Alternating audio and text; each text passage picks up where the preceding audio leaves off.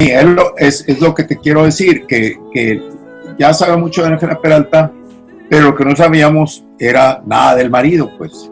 Y el saber algo del marido va a cambiar lo que sabemos de Ángela Peralta, la percepción que teníamos de ella y de él, y nos da un nuevo giro a la persona que fue Ángela Peralta. Eso es lo importante aquí. Joaquín López Hernández, cronista de Tecapán, nuevamente pues haciéndonos el favor de estar en los espacios de Mazatlán Interactivo. Pues estuviste con una transmisión ahí de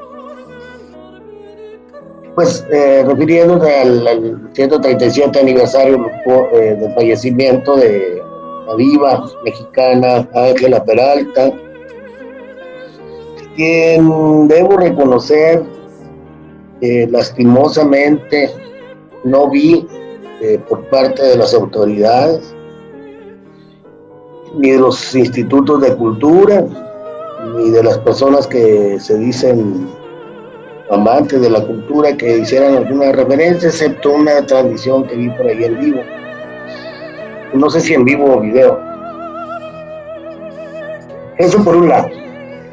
Y hablando de Ángela Peralta, a mí me quedó la duda, y debo decirte y confesarte que hoy en la mañana me puse a estudiar un poquito de ella, porque al igual que el resto de los mazatlecos, yo me quedé con lo que me vendían la de ella, ¿no? Sí. Ella llega a Mazatlán, ya contagiada se contagia aquí, pero yo creo que ya venía contagiada de la fiebre amarilla, y bueno, muere, y a raíz de esa muerte surgen una serie de al estilo mazatleco, una serie de humores, exposiciones, narraciones, pero se centran mucho todos en una señora que muere y en el acto de morir es casada en artículos mortis con con el administrador de su empresa o de la compañía de teatro.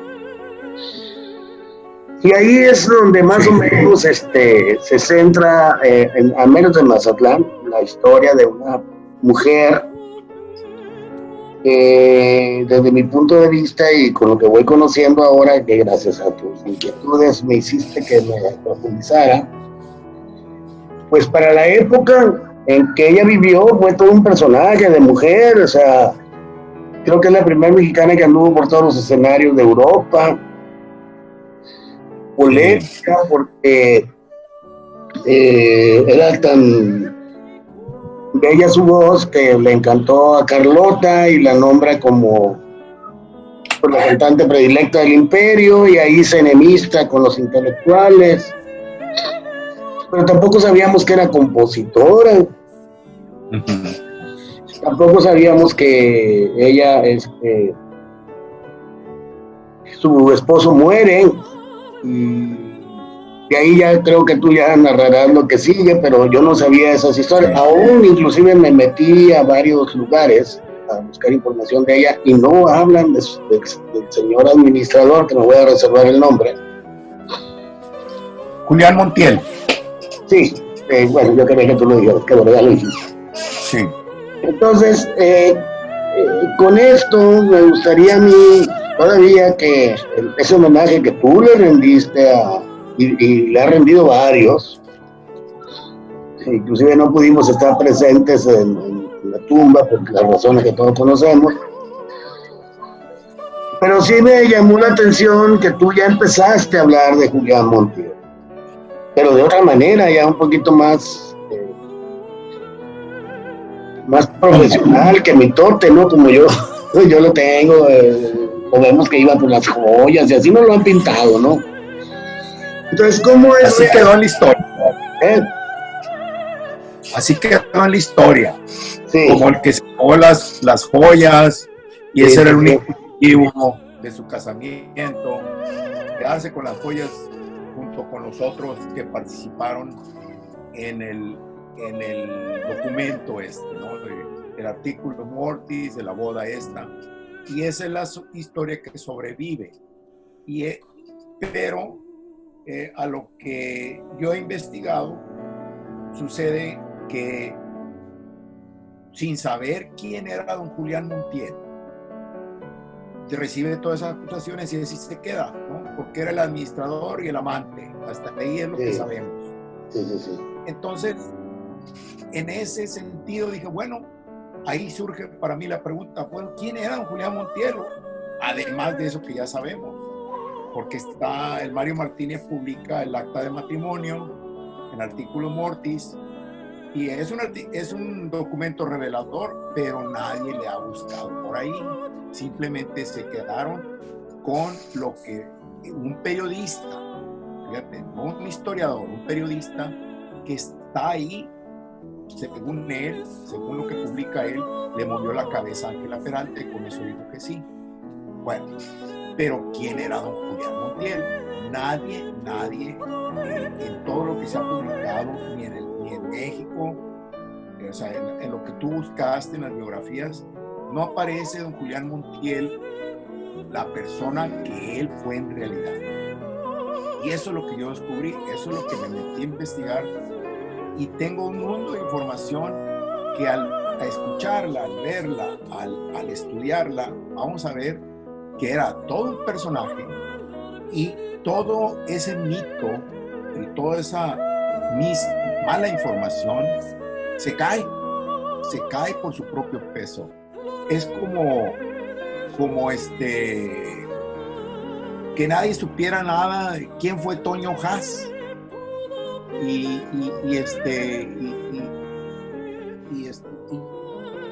ya, o sea, pasó al olvido, y a los 100 años, pues sí, pues es un intelectual, y ya vas que reconstruyó el centro histórico, el teatro, y todo, porque era un personajazo. Así quedó este amigo a 137 años. Ahora, la tumba aquí de Ángela Peralta también es reveladora, porque ahí tienes tú la imagen donde dice Ángela Peralta de Montiel. Así es. Él mandó a hacer esa placa.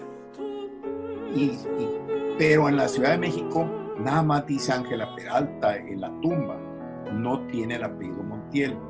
¿Por qué? Porque esos restos se los llevaron en 1937, o sea, casi que 50 años después.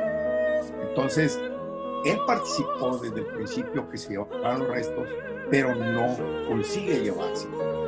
Pero todo eso está investigado ya. Entonces, vamos viendo parte por parte qué es lo que ocurre, ¿no? en esta relación de Julián Montiel con Ángela Peralta. Porque para empezar, cuando lees la biografía de Ángela Peralta te dicen que era fea, ojos saltones, y yo digo, es que no hay mujer fea. Y ahora agrégale la fama, agrégale el canto, agrégale que era riquísima la mujer, o sea, en cuanto a lo que le regalaban nada más, esas famosas joyas que supuestamente se quedaron estas gentes con ellas. Entonces tenía todos los atributos de una gran mujer, que cualquier hombre, fino o no, hubiera sido orgulloso de llevarla del brazo. Pues era Ángela Peralta, pues. Entonces, esa es una. Luego va el otro asunto de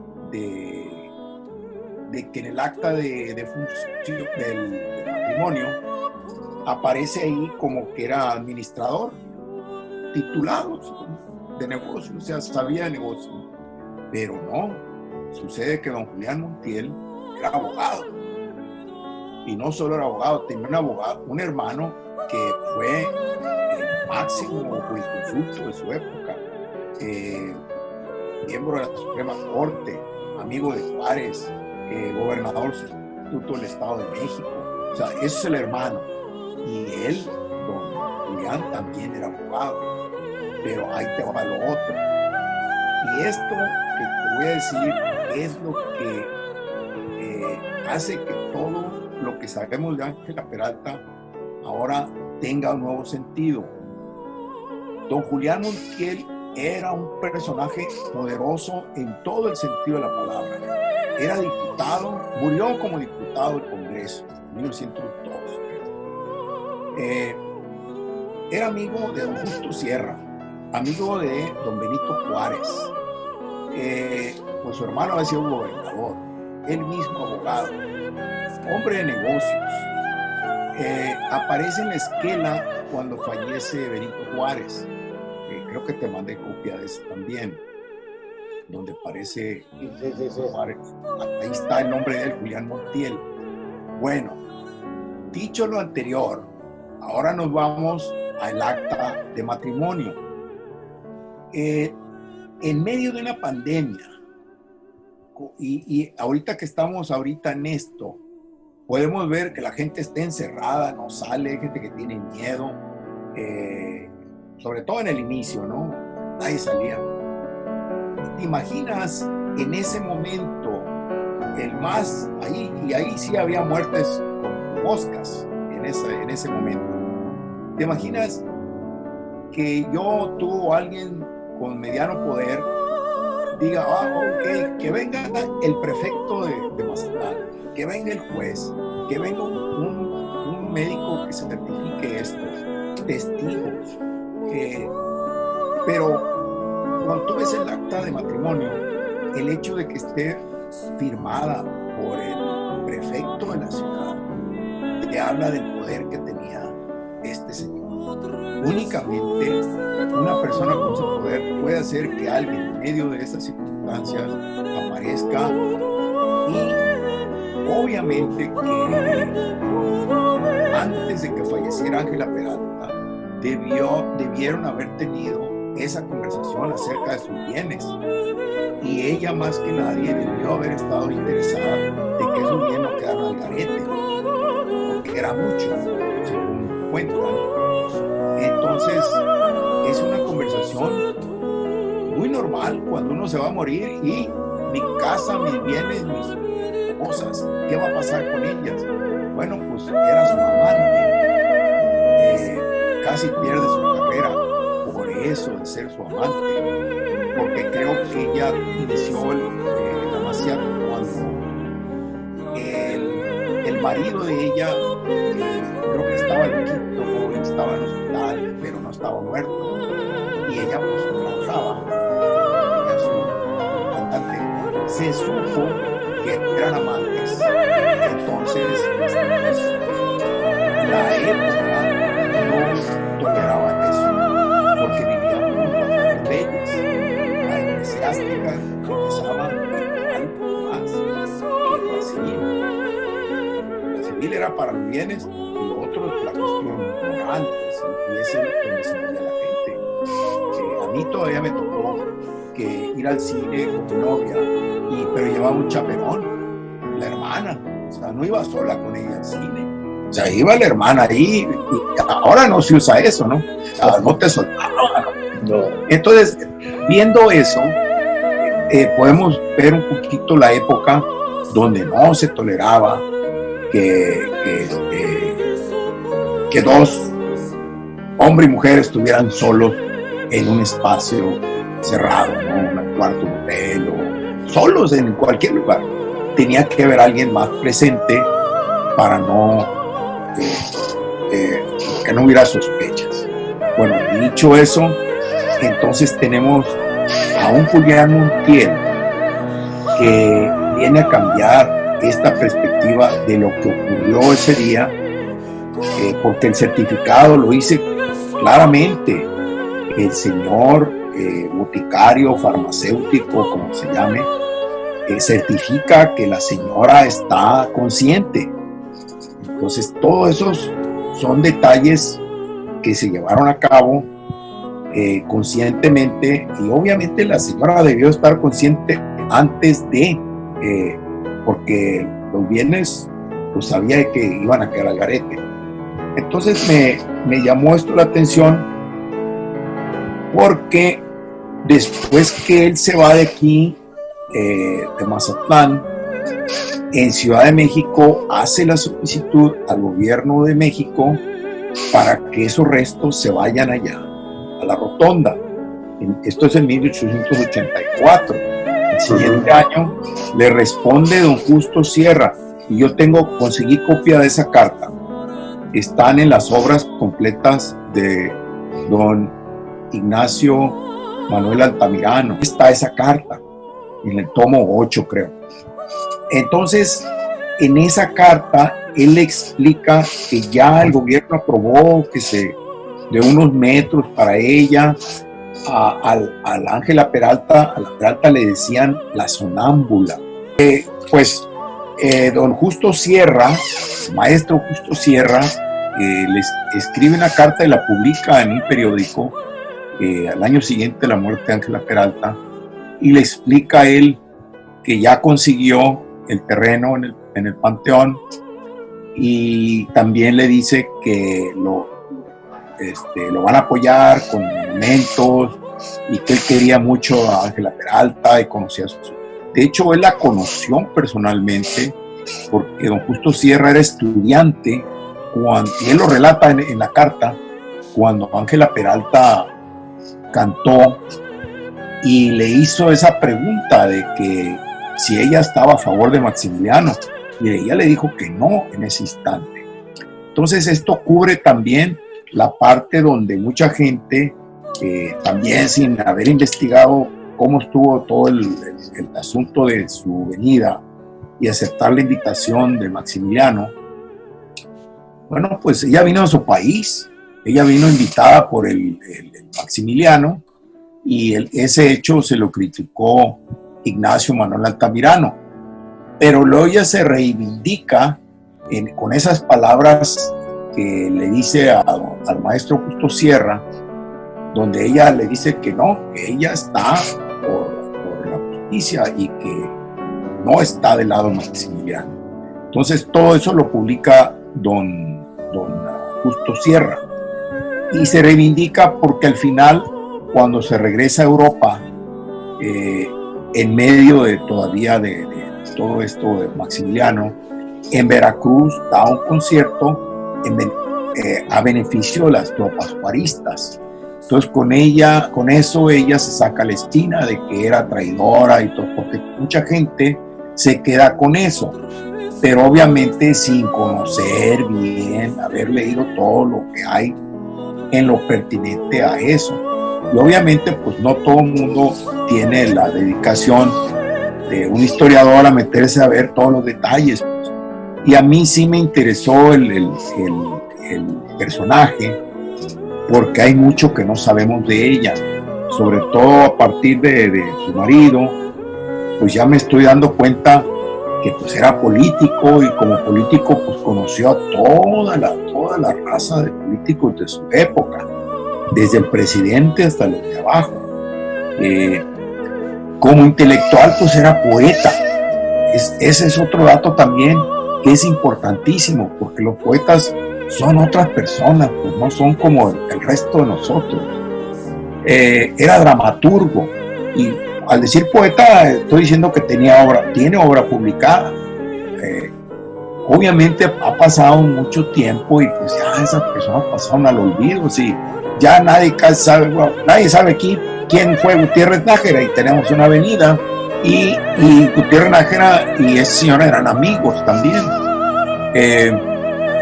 Hay mucho de Gutiérrez Nájera sobre Ángela Peralta, porque él también era un niño cuando la escucha cantar, y él tiene una descripción que es la única que yo conozco de alguien con esa capacidad de escribir y recrear algo que escuchó, sobre todo artístico. Y él dice, es que hay cantantes que cantan con la garganta y hay cantantes que cantan con el corazón, y Ángela Peralta era de esas, porque dice, yo escuché a la Patti, que es otra cantante de ópera de su época, cantar la misma canción que Ángela Peralta, la misma melodía, pero no es lo mismo, porque Ángela Peralta cantaba con el corazón. Esto, caray, eso como que ilustra además la voz, qué es lo que escuchó, qué es lo que escuchaba la gente cuando cantaba Ángela Peralta. Entonces no es nada más que podía alcanzar altas tonalidades, voz melodiosa, todo eso. No, o sea, una especie de haber visto a Lola Beltrán en vivo, como yo lo vi. No sé si tú alguna vez viste a Lola Beltrán cantar en sí, cómo no. Es otra cosa, ¿no? Oí un disco de ella y verla en vivo, a mí me hacía llorar la mujer esa. De repente, pegaba el grito desde el corazón o de no sé de dónde. Y me revolvía todo y pues ahí van las lágrimas atrás. Entonces, a eso me refiero, a lo de Ángela Peralta. Entonces, don Julián, amigo de don Manuel Gutiérrez Nájera, Ignacio Manuel Altamirano, don Justo Sierra. Ahora, ahí hay una pequeña cuestión intelectual de que el nigromante que estuvo aquí en Mazatlán fue el maestro de Ignacio Manuel Altamirano. Y Ignacio Manuel Altamirano fue el maestro de Manuel Gutiérrez Nájera. Y Manuel Gutiérrez Nájera fue el maestro de Amado Nervo. Si te fijas, hay una cadena, hay una sucesión de personajes de la historia intelectual nacional que se van conectando. Y por eso a mí me llama la atención eso de Gutiérrez Nájera, que ese hombre nunca salió de Ciudad de México, pero tenemos esa avenida. Y yo digo que es por eso, porque además de Amado Nervo, que estuvo aquí en Mazatlán, él se lo lleva a la Ciudad de México por un poema que leyó de él y lo invita allá a la gran ciudad. Haz de cuenta que a mí me invita Televisa, bueno, que ya no es mucho decir, ¿no? Pero cuando Televisa estaba en su apogeo, vamos a decir, ¿no? Sí, no, pues... que estaba en su apogeo y luego mandan llamar a Joaquín López para que haga un programa allá.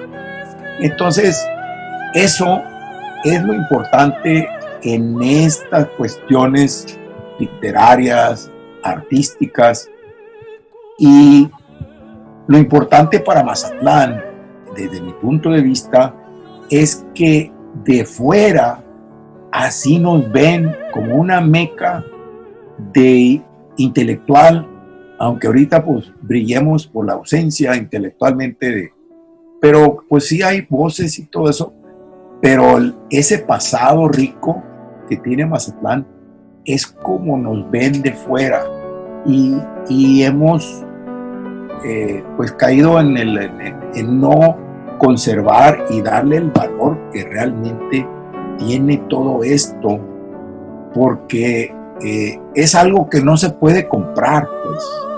O sea, pagarle a alguien famoso para que se venga a morir aquí, pues no es muy fácil, ¿no? Ahora, don Julián Montiel también era amigo de José Juan Tablada. Y ya te dije que José Juan Tablada, su abuelita era de la Noria, ahí está la tumba en el Ángela Peralta.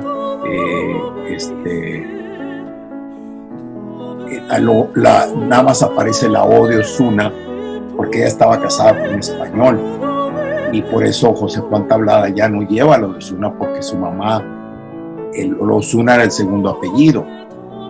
Pero él viene a Mazatlán, conoce a su abuelita, va a la Noria, le compone poemas a la abuelita, y hay un relato que yo, pues que tú pones ahí cuando yo hablo de la tumba, ahí está la tumba cuando yo hablo sobre don Julián Montiel, está al pie de la tumba de la abuelita de José Juan Tablada, porque don José Juan Tablada es el que describe a Julián Montiel físicamente, porque no pude encontrar una imagen, pues del siglo XIX, muy difícil.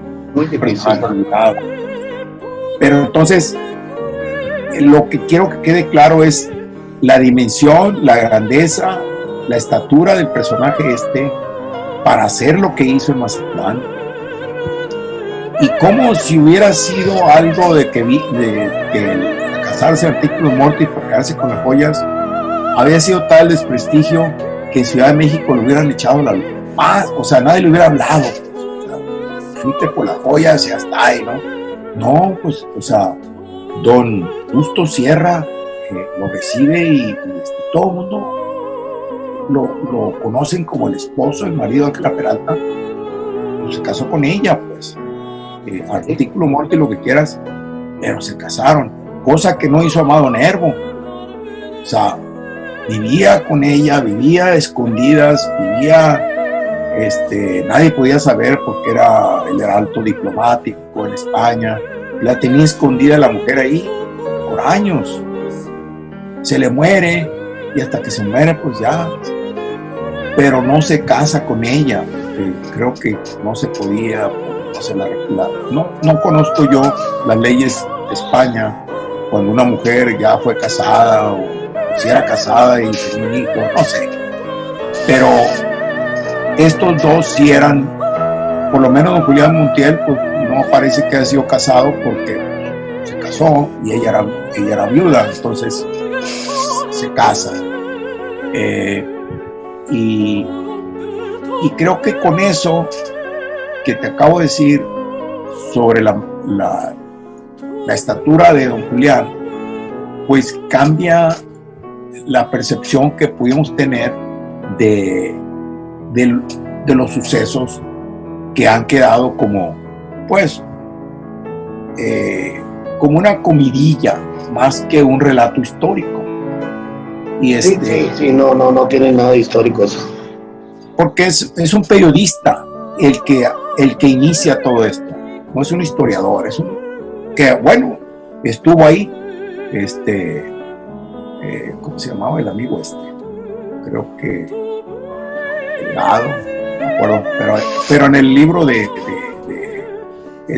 Mario Martini ahí viene, y también el otro señor que hizo el libro del teatro también cita ese dato, y hay un dato adicional del autor del libro del teatro, que se me va el nombre ahorita, pero él dice, hay una nota de don Julián Montiel que él encuentra donde dice que se siente absolutamente solo con el cuerpo de esta mujer ahí, sin saber qué hacer, y es cuando solicita al gobierno, al municipio, pues que le manden a alguien para ir a enterrar a esa mujer, pues.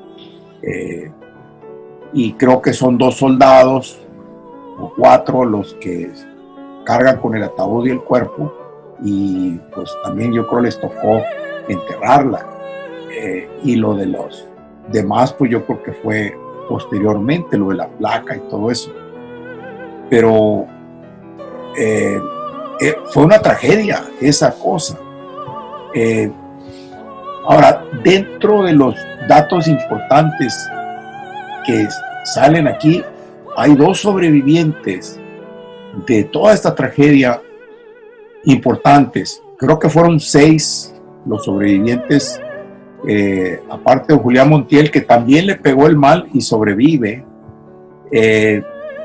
y hay otros 2, uno que fue un destacado músico mexicano, pero el director y compositor y todo eso, pero hay otro que es Juventino Rosas, que jovencito aparece también aquí en esa tragedia, y creo que le dan dinero aquí, cooperacha, y se va a San Blas. Pero don Juventino Rosas, hay cosas desconocidas de él que están apareciendo, porque el Vals sobre las olas se estrena en Luisiana, que es la cuna del jazz. Bueno, sucede, y esto lo dicen en Tulane, en la Universidad de Tulane, allá en Luisiana, que el jazz tiene su origen en una banda militar mexicana. O sea, el jazz no sale de Luisiana en sí, sino que fue el efecto de esta gran banda mexicana que llega ahí a la feria del algodón en New Orleans, y de ahí sigue una gira pues, Estados Unidos. Incluso esa banda, del cual es el subdirector Juventino Rosas, todavía jovencito, esa banda va a España también a tocar allá, o sea, era muy conocida. El asunto de esa banda ya fue rastreado, hay imágenes, hay mucha historia en el portal de la Universidad de Tulane.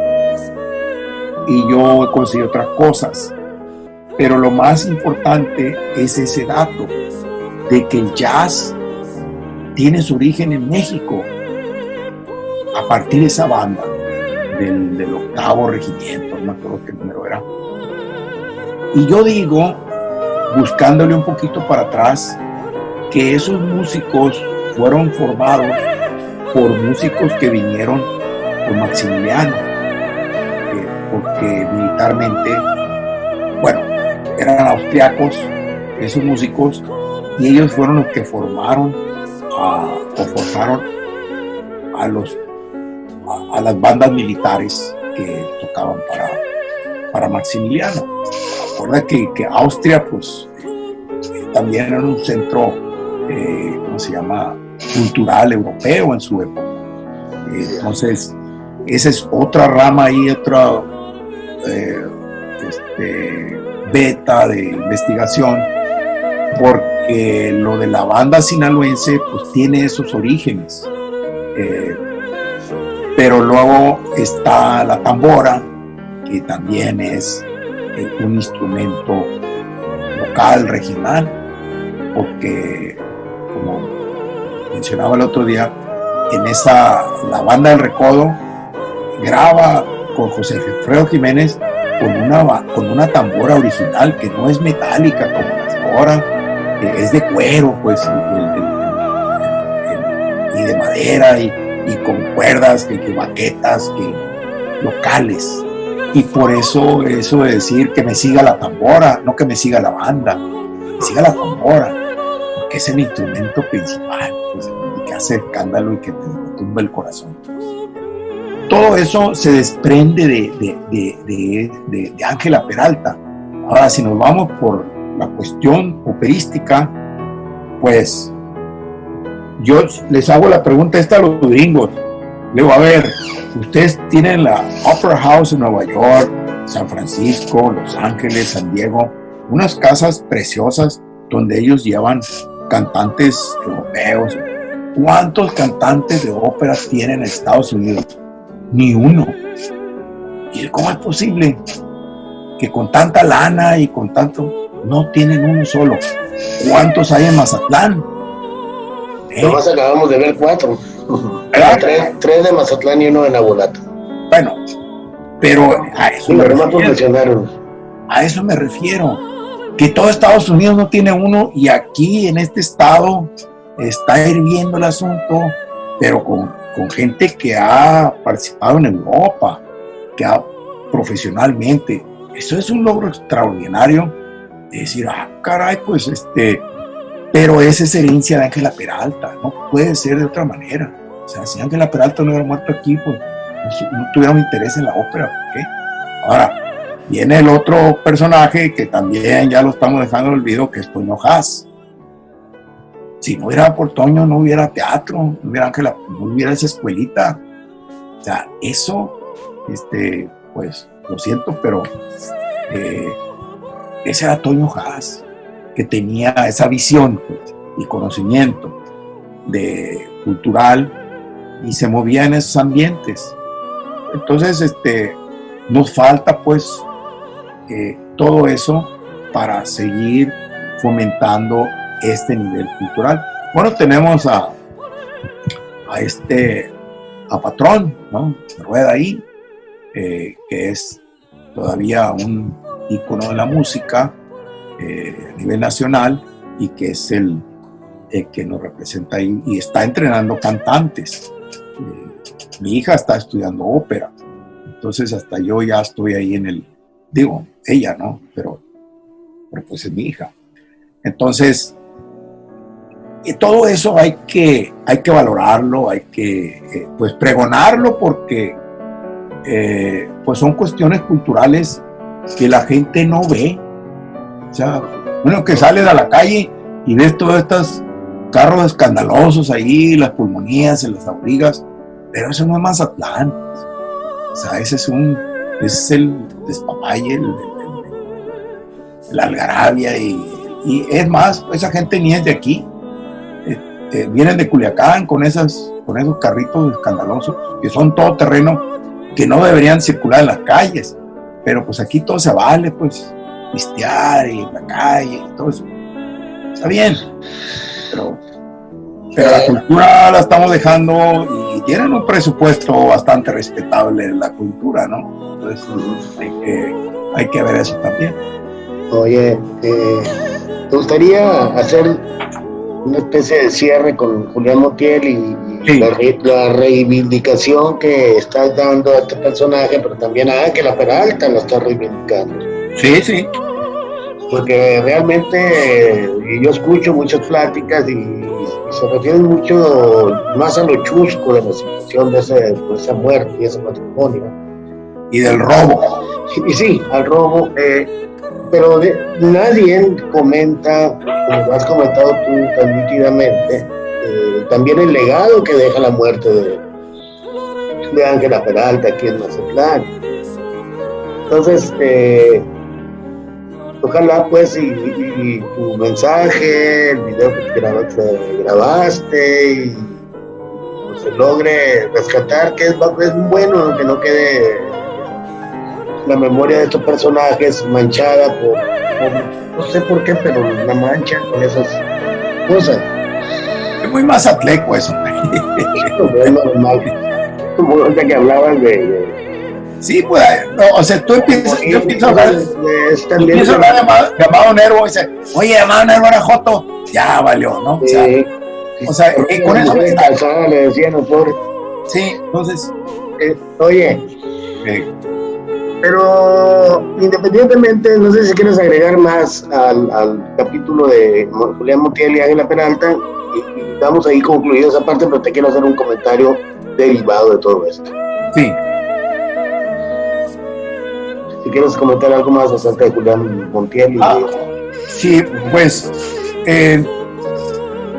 yo creo que con esto que ya salió de don Julián Montiel y quedan unos detallitos por ahí, creo que con eso concluye una parte de esta investigación donde ya la figura Ángela Peralta resalta como debería de resaltar, no solo a nivel local, a nivel nacional, porque pues el yin y el yang, el marido y la mujer, hombre y mujer, es un equipo, o sea, no tuvieron hijos, pero sus hijos es el legado artístico que dejaron, porque para que un artista se deslaye y haga lo que hace, necesita un equipo detrás de ella, que para que ella a la hora de estar ahí no tenga pendiente de qué pasó aquí, qué pasó allá. Iluminación, nada, se dedica a lo de ella. Y don Julián Montiel, eso es lo que era para ella. Ahora, don Julián Montiel era un hombre poderoso y no, pues, no tenía necesidad de andar metido a batalla, pero como artista él vio esa posibilidad. Pues hay que ver eso también, el haber sido poeta, eso le dio a él la capacidad de escuchar más allá de lo que normalmente nosotros escuchamos a los artistas, como cuando hay un cuadro. Bueno, pues yo tengo un cuadro aquí que compré en París, pues un mono ahí con una cachucha, pues muy bonito, hasta ahí. Llega un amigo europeo la semana pasada y me dice, ay, dice, ¿dónde conseguiste? No, la compré en París. Hombre, dice, no sabes lo que tienes. Y ya me empezó a explicar el significado del sombrerito. Dice, mira, ese amigo fue a una escuela de las más relevantes en el París, dice, y ese sombrerito únicamente se lo pone a alguien que salió con excelencia. Dije, mira, pues el que sabe, sabe, ¿no? Yo pues tenía ese cuadrito, pero no sabía lo que significaba. Entonces, a eso me refiero, que cuando las personas pueden ver más allá de lo que el ojo simple ve o escucha el oído, entonces otras cosas ocurren. Eso, entonces, don Julián Montiel, Ángela Peralta le debe muchísimo a él. Y obviamente, pues la gente cuando se muere, pues tus cosas, pues, o sea, no te las vas a llevar, o sea, tienes que dar a alguien, ¿no?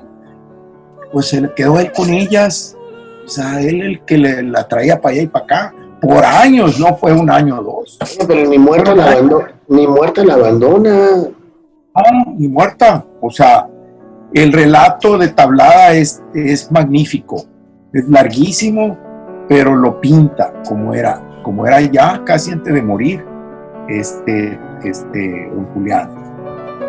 Y pues también remarcar que el valor que nos deja, el legado que nos deja Antonio Haas Espinosa Montero, y que igual hemos pagado medio injustamente, ¿no? Porque no sobrevive nada de la obra. Yo tengo en mi poder toda la obra de Antonio Haas, toda. Acaba de llegar el último libro la semana pasada, que me hacía falta, pero nadie más, o sea, ya ni la familia los tiene, porque yo muchos de sus libros los tengo yo. Entonces, esa es otra figura que hay, que no porque haya sido rico esto o aquello, sino por otra más atlética. Ándale, o sea, es un legado viejo, o sea, ¿con qué le pagamos, no? Lo que hizo por el puerto. Ese piano que está en el Steinway, que está ahí en el teatro, se lo trajo de Nueva York, lo consiguió allá, pues, pero nunca anduvo ese, yo lo traje, ¿no? Sabemos, personas. Igual, de Acapán, o sea, no podemos, el mismo Toño López Sáenz lo dice, si no fuera por Toño, no fuera pintor. Entonces ahí hay mucho de Toño en esta ciudad, y llamado Nervo, igual, Gutiérrez Nájera, todos esos personajazos. Deberíamos cada año tener una celebración, un momento dedicado a ellos, para que la alta cultura, que no se encuentra en todas partes,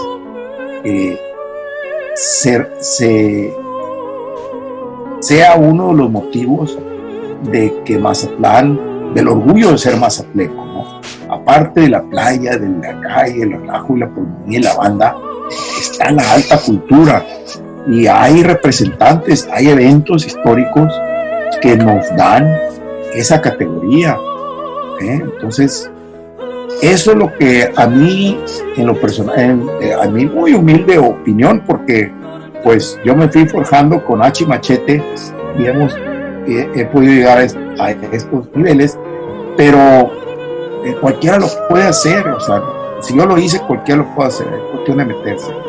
Y para concluir, me acaba de hablar una señorita que está interesada en hacer su tesis sobre el Panteón Ángela Peralta.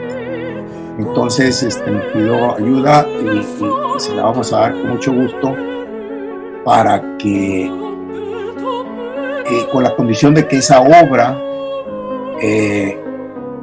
desemboque en una petición para la conservación del panteón. Influye por lo menos, ¿no? Y no formal. Sí, sí. Sí, muy bien, me gusta la idea, y en lo que pueda apoyarte, ya te dije que tengo, hace unos días descubrí que no recordaba que tengo un montón de videos de tomas de tumbas, y pues a ver qué hacemos con ello. Entonces ahí concluyes la parte de Montiel y Ángela Peralta. Con eso concluimos la parte de don Julián. Creo que ya quedó claro quién fue, y lo de Ángela Peralta también, y los personajes acá que han contribuido a que esto de la cultura permanezca, contra viento y marea, ahora sí, y y pues a preparar a las generaciones que vienen, pues, sobre estos asuntos, porque así es la cultura, sube y baja, ¿no? Ahorita estamos en una parte medio baja, pero están surgiendo jóvenes que les está interesando esto. Entonces, hay muchachos que me buscan y, oye, profe, acá, pues órale, con mucho gusto. Entonces, ojalá entre estos jóvenes haya quienes se metan en estos rollos y asuntos y colaboren, pues como lo hacemos todos los que metemos este rollo, no por amor a hacernos ricos, sino que nos vayan a ayudar. De eso es lo que yo quiero hablar. Ok. Mira, ahorita mencionaste varias cosas, ¿no? Y, o sea, estoy dándote la razón en que ese anécdota mazatleca de la muerte de Ángela Peralta y su matrimonio, también como lo describen, pues ya la hiciste como la mamá y el papá de todo este movimiento cultural que viene posterior a su fallecimiento aquí en Mazatlán. O sea, eso es lo que yo quiero ver. Y me gustaría ver la forma de cómo lo hacemos que se difunda y que se abrace y que se valore. Esa es la labor nuestra, el historiador, de reescribir la historia, pues. Sí. Había este capítulo escrito ya que todo el mundo se lo compraba, pero hacía falta, no que esté mal, hacía falta ver los otros personajes y explorarlo en su dimensión, y ahí te va, ¿no? Esta es la versión nueva, y obviamente no es el punto de destruir el mito ahí se va a quedar, que el amigo vino y se quedó con no, eso ya quedó. Pero ya quedó. Reescribir la historia y rescatarla es muy bueno, ¿no? Yo mi aportación creo que es o debe ser esa, abrir estos espacios y tratar de difundirlos y que la gente se entere de cosas que no se entera y que pues me apena mucho lo que está pasando hoy en día, que los jóvenes dicen que con una foto todo se dice. Melodía que escucharon la introducción fue escrita por Ángela Peralta y todas sus obras musicales fueron editadas por don Julián Montiel, que fue su último esposo. Entonces con eso concluimos esta charla. Muchas gracias.